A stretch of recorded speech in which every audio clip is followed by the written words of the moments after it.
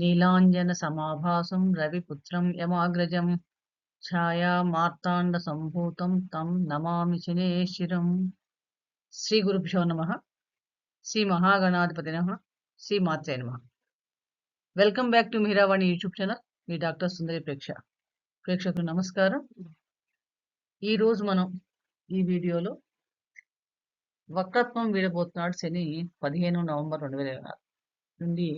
ఈ వక్రత్వం వీడిన శని ఎలాంటి ఫలితాలు ఇస్తాడు? మనందరికీ తెలుసు, శని భగవాన్ అంటేనే కర్మకారకుడు. కర్మకారకుడైన శని మకర కుంభరాశులకి ఆధిపత్యం వహిస్తాడు. అలాగే తులారాశిలో ఉచ్చ స్థితిని పొందుతాడు, మేషరాశిలో నీచ స్థితి పొందుతాడు. పుష్యమి, అనురాధ, ఉత్తరాభాద్ర నక్షత్రాలు కూడా ఆధిపత్యం వహిస్తాడు. శని భగవానుడు సహజంగా ఆయన గమనం ఒక్కొక్క రాశిలో 2.5 సంవత్సరాలు ఉంటాడు. మళ్ళీ ఒక రాశి మీద రావడం 30 ఏళ్ళు పడుతుంది. మధ్యలో వక్రత్వం పొంది మళ్ళీ తిరిగి ఫలితాలు ఇస్తూ ఉంటాడు. ఈ వక్రత్వం పొందినప్పుడు కొన్ని దుష్ఫలితాలు కూడా ఇస్తూ ఉంటాయి. కొంతమందికి కొన్ని రాశుల వాళ్ళకి యోగిస్తుంది, కొన్ని రాశుల వారికి శుభయోగాలు కూడా ఇస్తుంటారు. అలాగే ఇప్పుడు ఈ మాసంలో అంటే ఆల్రెడీ మనకి శని కుంభరాశిలో సంచారం చేస్తూ వక్రత్వం చెందాడు. ఎప్పటిదాకా వక్రత్వం చెందాడంటే 29/6/24 నుంచి 15/11/24 మధ్యాహ్నం దాకా వక్రత్వంలో ఉన్నాడు. ఈ 15 నవంబర్ 2024 మధ్యాహ్నం నుంచి ఆయన వక్రత్వాన్ని విడిచి రుజుమార్గంలో సంచారం మొదలుపెడుతున్నాడు. ఇప్పుడు ఈ రుజుమార్గంలో సంచరించి శతభిష 4వ పాదంలో సంచారం మొదలు పెట్టబోతున్నాడు కుంభరాశిలో. కుంభరాశి అన్నది శనికి మూల త్రికోణ రాశి. అలాగే శని భగవానుడు ఎప్పుడైనా సరే ఆయన గోచారం చాలా విశేషమైన ఫలితాలు ఇస్తుంది. ఎందుకంటే కర్మకారకుడు కాబట్టి.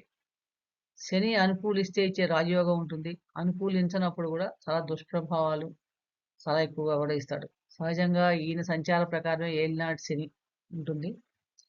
అలాగే వాయుతత్వ గ్రహం. ఈ వాయుతత్వ గ్రహం అవటం వలన ఈయన ఈ సంచారం రుజుమార్గంలో సంచరించినప్పుడు కానీ ఎప్పుడైనా సరే ఈయన ఎఫెక్ట్ ఉన్న భావాలకి సహజంగా ఈయన రోగకారకుడు కూడా కలుగజేస్తాడు. ఆయుష్ కారకుడు కూడా. శని భగవానుడు ఆయుష్ కారకుడు కూడా.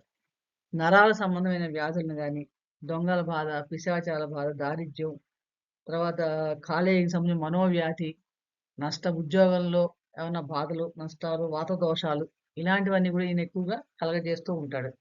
ఎందుకంటే మనం ముందు చేసిన దాని ప్రకారం ఈయన ఫలితాలు ఎక్కువగా మనకి ఇస్తూ ఉంటాడు. ఇప్పుడు ఈ రుజుమార్గంలో మనకి 15/11/24 మధ్యాహ్నం నుంచి 29/3/25 దాకా కూడా రుజుమార్గంలోనే కుంభరాశిలో సంచారం చేస్తుంటాడు. ఈ కుంభరాశికి మూల త్రికోణం. అలాగే శనికి 3 రకాల దృష్టులు, విశేషమైన దృష్టులు కూడా ఉంటాయి. 3వ దృష్టి మేషరాశి మీద, సప్తమ దృష్టి సింహరాశి మీద, దశమ దృష్టి వృశ్చిక రాశి మీద ఉంది. అంటే వీటి ఫలితాలు కూడా ఈయన ఎక్కువగా వీటికి కూడా మన దృష్టిలు కూడా ఫలితాలు కూడా లెక్కలో తీసుకోవాలి.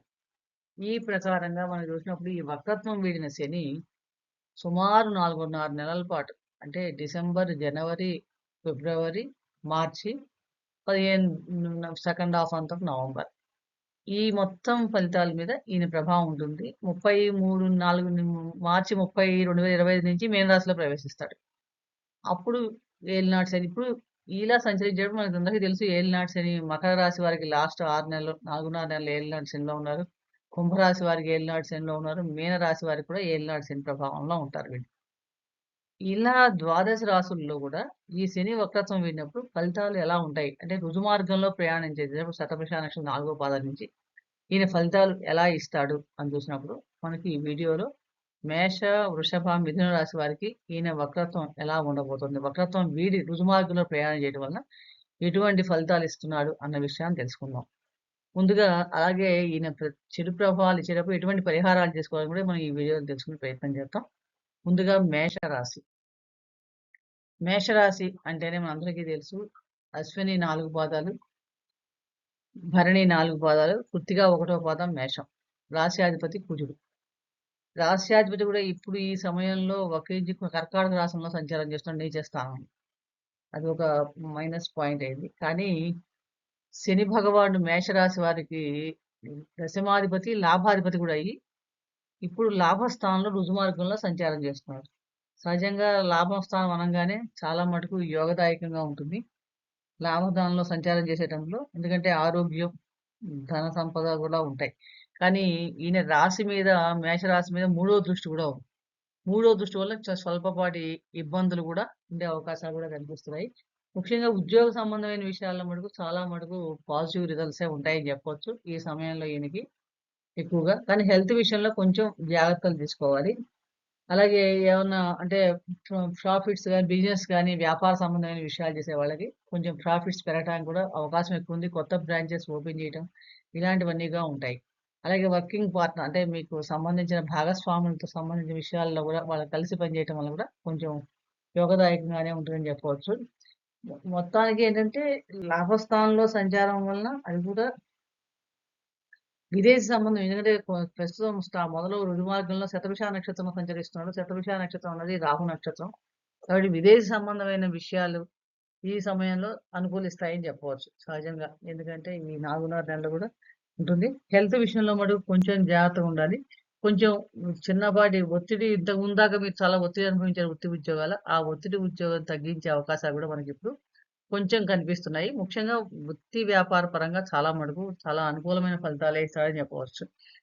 ఈ ఈ రకంగా ఈ ఈ ఫలితాలు మనం ఎందుకంటే ఈ మేషరాశి వారు ఎలా ఉండాలి? అంటే ఈ ఫలితాలు రెమెడీస్ ఏం జేసుకోవాలంటే సహజంగా ఈయన 11వ స్థానంలో సంచరించే సమయంలో శనివారం నాడు ఈయనకి సంబంధించిన స్తోత్ర పారాయణ జేసుకోవడం ముఖ్యంగా. అలాగే మినుములు, నీలగంధ పుష్పాలు దీంతో కలిసిన స్నానం చేయటం గాని, ఇవి చేశారు. అలాగే నువ్వుల నూనె, మినుములు శనివారం నాడు దానం ఇచ్చినా గూడా చాలా అనుకూలమైన ఫలితాలు ఇస్తాడు. ముఖ్యంగా తైలాభ్యంగన ఆరోగ్య ప్రకారంగా శనివారం నాడు తైలాభ్యంగన చేయటం చాలా మంచి ఫలితాలిస్తుందని చెప్పవచ్చు. అలాగే ఈయన 11వ స్థానంలో సంచరించడం అన్ని విధాలుగా వృత్తిపరంగా, వ్యాపార పరంగా గూడా చాలా మటుకు అనుకూలమైన ఫలితాలుంటాయని చెప్పవచ్చు. మరొక రాశి వృషభ రాశి.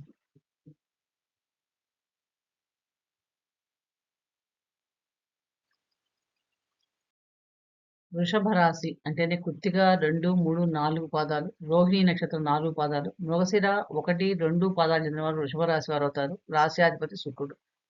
వృషభ రాశి వారికి ఈ శని భగవానుడు కుంభరాశిలో రుజుమార్గంలో సంచరించే సమయం. అంటే సహజంగా వృషభ రాశి వారికి శని యోగకారకుడైనప్పటికీ కూడా లాభ భాగ్యాధిపతి దశమాధిపతి అయి దశమ స్థానంలో సంచారం రుజుమార్గంలో సంచారం చేస్తున్నాడు.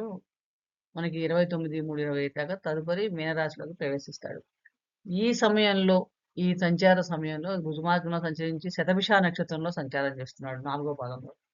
కాబట్టి ఇప్పుడెలా ఉంటదంటే, ఈ గతం కంటే గూడా ఉద్యోగ, వ్యాపార సంబంధమైన విషయాలు చాలా అనుకూలిస్తాయి. మీరు గత ఆల్‌మోస్ట్ ఒక 4, 5 నెలల నుంచి ఇబ్బంది, ఒత్తిడి ఎక్కువ పడుతుంటే అవి తొలగి కొంచెం ప్రమోషన్స్ రావటానికి ఛాన్సెస్ ఎక్కువగా ఉంటాయి. అలాగే మీ స్ కొలీగ్స్ వల్ల గాని, అధికారులు గాని సహాయ సహకారాలు లభించడం, మీరు చేసిన పనికి గుర్తింపు రావడం, గతంలో చేసిన పని మంచిగా చేసుంటే, వాటన్నిటికి కూడా ఇప్పుడు ఆ శ్రమకు తగ్గ ఫలితాలు ఇప్పుడు అందుకోబోతున్నారని చెప్పొచ్చు ఒక రకంగా చెప్పాలంటే. అలాగే ఎటువంటి రివార్డ్స్ గాని ఏవైనా ప్రమోషన్స్ గాని, వీటికి మటుకు చాలా అవకాశం ఎక్కువగా ఉంది. అలాగే గతం కంటే గూడా ధనాదాయం గూడా పెరుగుతుందని జెప్పవచ్చు. ముఖ్యంగా బిజినెస్ విషయాల్లో డీల్స్ చేసేటప్పుడు గూడా మీకేంటంటే కొత్త కొత్త ప్రపోజల్స్ రావటం గాని, పాజిబిలిటీ ఎక్కువగా ఉంటుంది. అయినప్పటికీ కూడా కొంచెం మీకు ఒక్కొక్కసారి మీకేమవుతుందంటే చిన్న చిన్నపాటి ఇబ్బందులు రావటం గాని, ఏమన్నా వృత్తిలో చిన్న విఘ్నాలు రావడం ఇలాంటివి ఉండటానికి కూడా అవకాశం ఎక్కువగా ఉంది. కాబట్టి వీలైనంత వరకు చాలా మటుకు ఈ రుజుమార్గంలో ప్రయాణం చేసే కుంభరాశిలో సంచరించే శని వృషభ రాశి వారికి చాలా మటుకు అనుకూలమైన ఫలితాలిస్తాడు. ఆరోగ్యపరంగా కూడా అంత పెద్ద ఇబ్బంది పెట్టడనే చెప్పవచ్చు. చిన్నపాటి సమస్యలు ఉన్నప్పటికీ కూడా అవి చాలా మటుకు మీరు సర్దుకునే అవకాశం ఎక్కువగా ఉంది. అంటే ఈ సమయంలో ముఖ్యంగా వృషభ రాశి వారు హనుమాన్ చాలీసా పారాయణ చేయటం చాలా మంచి ఫలితాలిస్తుంది. అలాగే శనివారం నాడు నువ్వులు దానం చేసుకోవడం గాని, శివాభిషేకం, శివ పంచాక్షరి చదవటం వలన చాలా మటుకు అనుకూలమైన ఫలితాలు పొందగలుగుతారు. ఇక తదుపరి రాశి మనకి మిథున రాశి. మిథున రాశి మనం చూసినప్పుడు మిథున రాశి వారికంటే మృగశిర 3, 4 పాదాల వాళ్ళు, ఆరుద్ర నక్షత్రం 4 పాదాల్లో జన్మించిన వాళ్ళు, పునర్వసు 1, 2, 3 పాదాల్లో జన్మించిన వారు మిథున రాశి వారు. రాశ్యాధిపతి బుధుడు. మిథున రాశి వారికి అష్టమ భాగ్యాధిపతి అవుతాడు. ఈ వక్రించిన సమయంలో మాత్రం అష్టమంలో సంచారం ఫలితాలు చాలా కష్టాలు కొంచెం ఆరోగ్య విషయంలో చాలా ఇబ్బంది పడ్డారు. కానీ ఇప్పుడు భాగ్యస్థానంలో సంచారం చేస్తున్నాడు. డైరెక్ట్ రుజు మార్గంలో కుంభరాశిలో. ఈ భాగ్యస్థానంలో సంచారం చేసే సమయంలో సహజంగా ఏంటంటే, భాగ్యస్థానం అంటేనే మనకి అదృష్టం, తండ్రి ఇలాంటివి ఎక్కువగా ఉంటాయి. అంటే పితృ సంబంధమైన విషయాల్లో కొంచెం ఇబ్బందులు ఉండే అవకాశం ఎక్కువగా ఉంది. అంటే తండ్రికి సంబంధించిన ఆరోగ్య విషయాల్లో కొంచెం జాగ్రత్తలు తీసుకోవాలి. అలాగే ఒక్కొక్కసారి భాగ్యస్థానంలో సంచారం చేసేటప్పుడు ఏమవుతుందంటే ఆహ్, లైఫ్‌లో కొంచెం టర్నింగ్ పాయింట్స్ ఏర్పడే అవకాశం కూడా ఎక్కువ అనిపిస్తుంది. అలాగే స్టూడెంట్స్ అండ్ విద్యార్థులు ఎవరైనా ఉంటే అబ్రాడ్ ఎళ్ళాలనుకుంటే వాళ్ళకి ఈ సమయం చాలా అనుకూలంగా ఉంటుంది. అలాగే మీకు 10వ యాస్పెక్ట్ ఆఫ్ శని యాస్పెక్ట్ సార్వభావం మీద ఉండటం వల్ల వృత్తి ఉద్యోగాల్లో కూడా చాలా మటుకు కాంపిటీషన్ ఎక్కువగా ఉండే అవకాశం ఎక్కువగా ఉంది. అంటే కాంపిటీషన్ ఎగ్జామ్స్ రాసే వాళ్ళకి, వీళ్ళకి కొంచెం ఇది ఎక్కువగా ఉంటుంది. అలాగే థర్డ్ యాస్పెక్ట్ మీకు 11వ భావం లాభస్థానం మీద ఉండటం వలన చాలా మటుకు మీ డిజైర్స్ అన్నీ ఫుల్‌ఫిల్‌మెంట్‌గా కొంచెం బానే ఉంటదని చెప్పి కొంచెం కష్టపడాలి. అయితే ఏంటంటే, ఏ పని చేసినా కూడా శ్రమతో కూడిన విజయ అవకాశాలు ఎక్కువగా కనిపిస్తున్నాయి మీకెక్కువగా. అలాగే తండ్రి యొక్క సపోర్ట్ ఒక్కోసారి ఉండటం, తండ్రికి సంబంధించిన విషయాల్లో ఇబ్బందులు ఏర్పడటం. ఇలాంటివి కూడా ఎక్కువగా ఉండే అవకాశం ఎక్కువగా ఉంది. అలాగే ఏంటంటే, ఏమి మిథున రాశి వారికి బుధుడు, శని యోగ మిత్రుడే కాబట్టి చాలా మటుకు అనుకూలమైన ఫలితాలు ఇవ్వడానికి అవకాశం ఎక్కువగా ఉంది. ఒక్కొక్కసారి మీకు ఏంటంటే ధనలాభ సూచనలు ఆకస్మిక ధనలాభం రావడానికి అవకాశం ఎక్కువగా ఉంది. చిన్నపాటి అనారోగ్య సమస్యలు, విదేశీ సంబంధమైన వ్యవహారాలు మటుకు చాలా అనుకూలిస్తాయి. కాబట్టి వీరు మరింత అనుకూలమైన ఫలితాలు ఈ రుజుమార్గం సంచరించే సమయంలో మనకు అనుకూలమైన ఫలితాలు రావాలి అంటే గనక మీరు కంపల్సరీగా ఈ నువ్వులు దానం చేయటం గాని, శ్రీరామ రక్షా స్తోత్ర పారాయణ చేయటం చాలా మంచి ఫలితాలనిస్తుందని చెప్పవచ్చు. ఇది మనకి శని రుజుమార్గంలో సంచరించే సమయంలో మేష, వృషభ, మిథున రాశి వారికి సంచార సమయంలో జరిగే ఫలితాలని చెప్పవచ్చు. అంటే ఈ రకంగా ఈ ముగ్గురు కూడా పరిహారాలు చేసుకోవడం వల్ల ఈ 3 నెలలు గూడా మనకి ఆల్‌మోస్ట్ 4.5 నెలలు చక్కగా శని భగవాన్ యొక్క అనుగ్రహం పొందవచ్చు. ఇప్పుడు చేసిన ఫలితాలు మనకి మార్చి 30వ తారీఖు నుంచి మీన రాశిలో ప్రవేశిస్తాడు. దాని ఫలితాలు మనం తర్వాత తెలుసుకుందాం. మిగిలిన రాశుల గురించి మరొక వీడియోలో తెలుసుకునే ప్రయత్నం చేద్దాం. పరిహారాలు పాటించండి చక్కగా.